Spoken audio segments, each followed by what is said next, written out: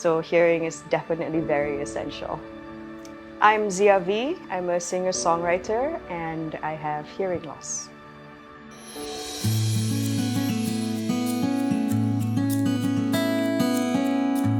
Yeah, that was really hard. I say this a lot, and but all I could say was that it felt really isolating. I cannot like not use any other words besides that.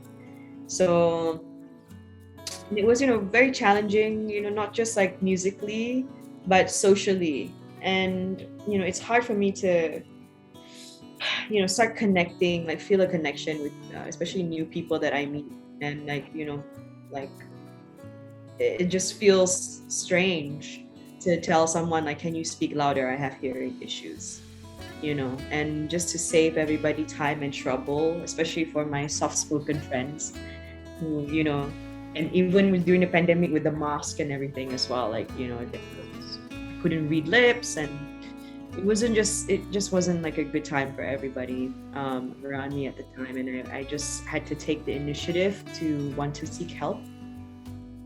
And I found audiologists over at Global Hearing Care Center, and they really have been so supportive, and they've helped me out throughout the whole process of making sure that I find the right hearing aids for me. And also, with this, there's a lot of emotional support as well, which thankfully I found from my family and friends, and my husband as well, because they knew how much it affected me socially.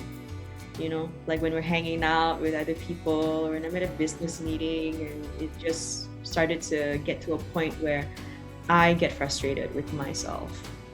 And of course, I get frustrated when people feel like they have to speak louder and it's not in their nature to.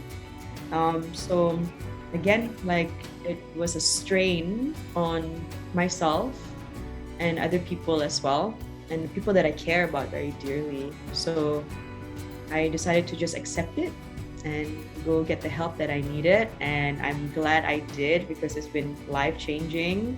I can hear all the frequencies again. I don't have to put my Bluetooth speaker next to my ear when I watch movies. Like, you know, but I just have to say that, we just forget sometimes that the hearing is impermanent if we don't take care of it well. So if anyone out there feels like they're dealing with hearing issues, don't wait. Don't do like I did and be in denial and just be like, oh, maybe I can start working out again. Maybe it's a blood circulation thing. Like it's not. It doesn't work that way. So, get your hearing checked, everyone. There's a lot of services out there that's are there ready to help you. And especially to fellow musicians as well, when we're being around in the studio and playing shows and stuff like that, where there's no limits to the volume, right? And we just have to be in it for hours. So like you guys got to take care of your hearing. I also had so many stages of denial that I had to go over, and by the time I knew it, it was too late.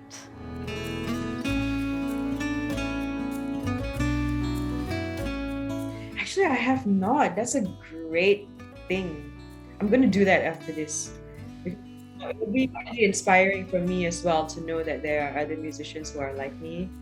But also, everyone must watch The Sound of Metal. It's fantastic, fantastic movie. Great real and raw depiction of what it's like to sit down with an audiologist and them telling you that once you're got permanent hearing loss, like once it goes, it doesn't come back.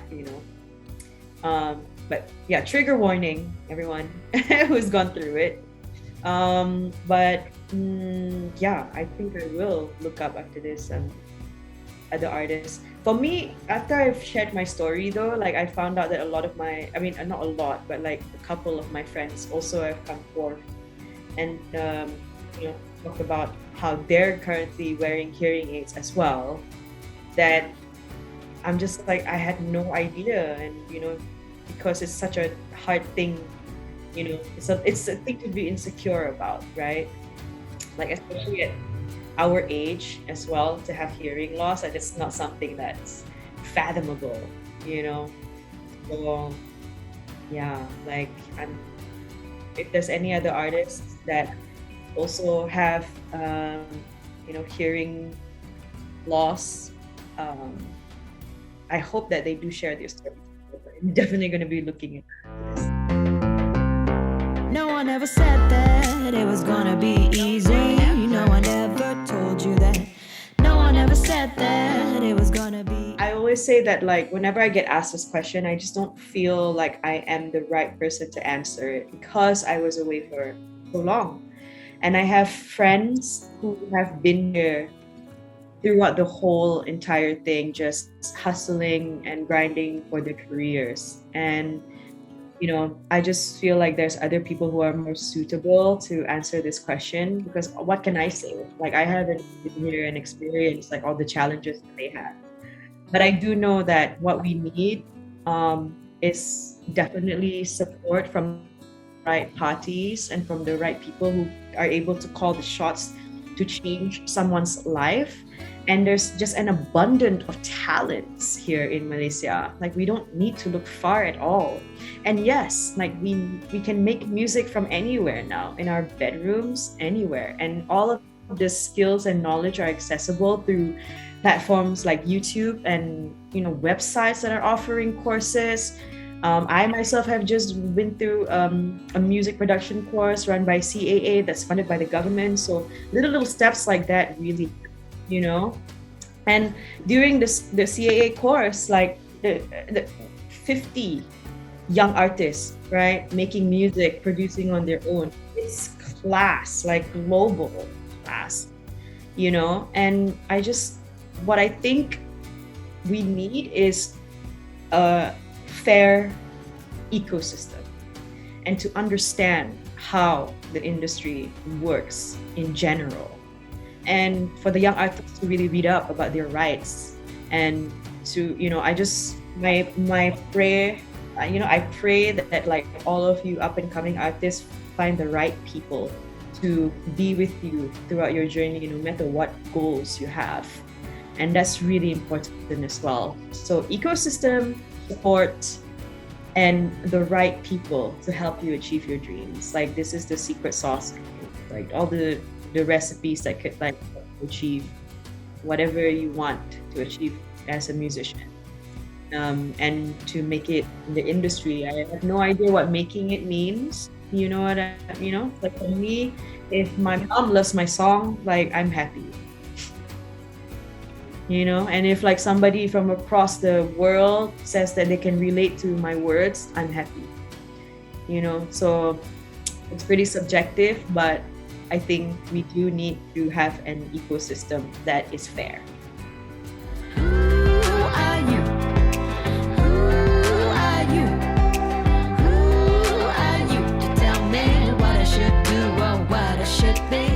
You do have full creative control, and you get to decide a lot of decisions and factors of your own visions, but you just have to have like really strong like concepts and strategies of how you want to execute your music.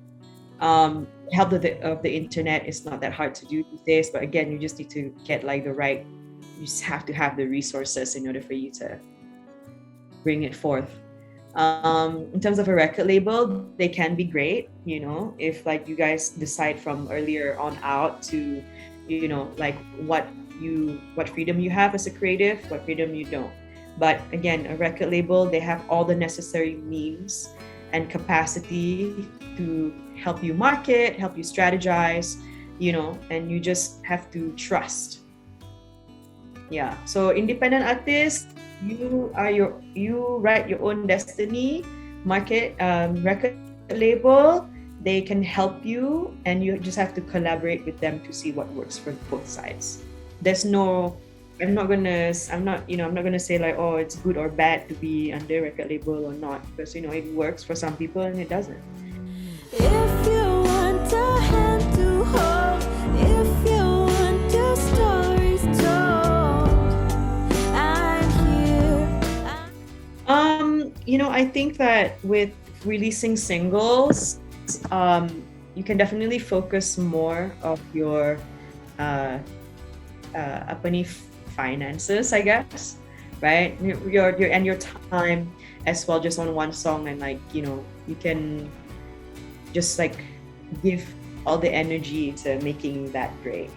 And with an album, it's, you know, a lot to take into account, because, you know, each and every song has to make the cut, right? So with single releases as well, because the more songs you have, the more you release, because we live in an age of algorithms, right? So you always have to keep your name on the surface. So with releasing singles, you're actually like keeping momentum of your name and your songs and your music and yourself. So I enjoy it, although I do enjoy a good album as well. I think personally for me with Ellipses, I'm just gonna drop the album lah, and then, you know, start writing my next one. Be okay.